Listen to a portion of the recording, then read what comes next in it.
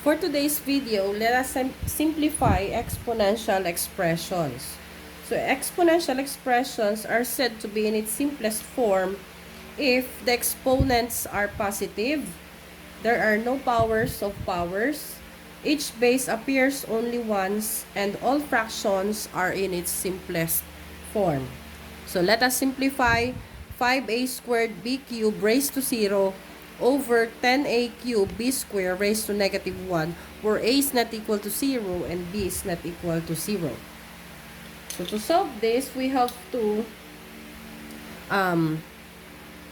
recall the law of exponents. So any number raised to 0 is equal to 1. So therefore, this expression or our numerator, since it is raised to 0, is equal to 1. So that becomes 1 over, then we have to make this exponent positive. So to make this positive, we have to move it to the numerator, such that we will have 1 over 10a cubed b squared. So to solve this, we have to multiply our numerator 1 by the reciprocal of our denominator, which is 1 over 10a cubed b squared. So the reciprocal is 10a cubed b squared. 1 times 10 is 10. Then copy the numerical coefficients, a cubed b squared. So therefore, the value of this expression is 10a cubed b squared. We can also simply move the denominator 10a cubed b squared to the numerator such that it will be multiplied by 1. So we will arrive also at the same answer, 10a cubed b squared. Let us have another example.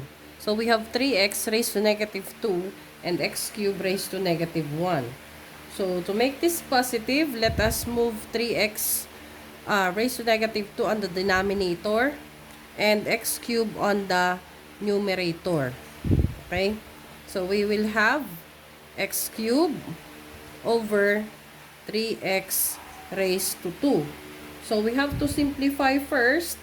3x squared, so we have x cubed over 3 squared is 9, and then we have x squared. Then since we have the same variable x, so we have to apply the law of quotient. So x cubed over x squared, so we have to subtract 3 minus 2, our exponent, such that our final answer is x over 9. So this is our final answer. So let us take a look at the third example. So we have 3x squared y raised to 0 times the quantity of 18x raised to negative 3y raised to negative 1. So we have to make this as positive 1 because it is raised to 0. So we will have 3x squared, and then to make this positive exponent, so we have to multiply 3x squared with its reciprocal, so it is 1 over 18x raised to negative 3y. Then we have a negative exponent here, so we have to move it to the numerator such that it becomes 3x squared times x cubed over 18y. And then we have to multiply the two expressions such that 3x squared times x cubed. So applying the law of exponent, so we have to add the exponent.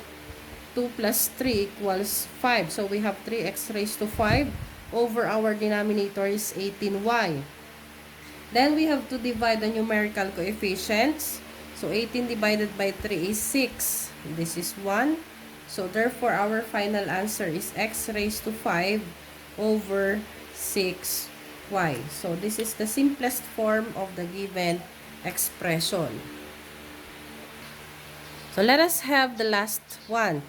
2 raised to 12 times 3 raised to 15 over 27 times 6 raised to 12. So as we can notice, the exponents of 2 and 3 as well as 6 is a very large number, which is 12 and 15. So we can solve this problem by applying the law of exponent in a way that we have to express 27 as a factor of 3 and 6 as factors of 2 and 3. So this is our solution. We have 2 raised to 12 times 3 raised to 15 over, so 27 is equivalent to 3 cubed, times 6 raised to 12, that can be expressed as 2 times 3 raised to 12. Then we have to separate these two factors. So we have 2 raised to 12 times 3 raised to 15 over 3 cubed times 2 raised to 12 times 3 raised to 12. Then let us group together. We have 2 raised to 12 over 2 raised to 12 times 3 raised to 15 over 3 cubed times 3 raised to 12. So such that we have the group of 2 and the other one is, the base is 3. Then applying the law of exponent, the law of quotient, we have 2 raised to 12 over 2 raised to 12 is equal to 1 times 3 raised to 15 over 3 cubed times 3 raised to 12. So since the base is the same, so we copy the base and add the exponent. So 3 plus 12 is equal to 15. So we have 1 times 3 raised to 15 over 3 raised to 15 is equal to 1. Therefore, our final answer is equal to 1. So I hope you learn a lot, and don't forget to follow for more.